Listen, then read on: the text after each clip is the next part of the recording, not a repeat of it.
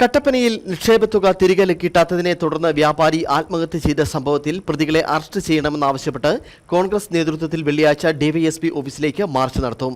പ്രശ്നത്തിൽ കോൺഗ്രസ് നേതൃത്വം സജീവമായി ഇടപെടുന്നില്ലെന്ന ആക്ഷേപങ്ങൾക്കിടെയാണ് പല തവണയായി മാറ്റിവെച്ച സമരം നടത്താൻ നേതൃത്വം തീരുമാനിച്ചത്.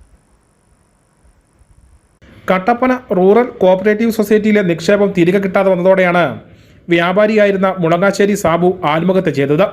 നിക്ഷേപം മടക്കി വാങ്ങാൻ ചെന്നപ്പോൾ സാബുവിനെ കയ്യേറ്റം ചെയ്ത് ബാങ്ക് ജീവനക്കാർക്കെതിരെയും ഭീഷണിപ്പെടുത്തിയ CPM നേതാവിനെതിരെയും നടപടി സ്വീകരിക്കാത്ത കട്ടപ്പന പോലീസിന്റെ നിലപാടിൽ പ്രതിഷേധിച്ചാണ് കോൺഗ്രസ് കട്ടപ്പന ബ്ലോക്ക് കമ്മിറ്റിയുടെ നേതൃത്വത്തിൽ ഡിവൈഎസ്പി ഓഫീസിലേക്ക് മാർച്ച് നടത്തുന്നത്. വെള്ളിയാഴ്ച രാവിലെ 11 മണിക്ക് സമരം മാത്യു കുഴനാടൻ MLA ഉദ്ഘാടനം ചെയ്യും.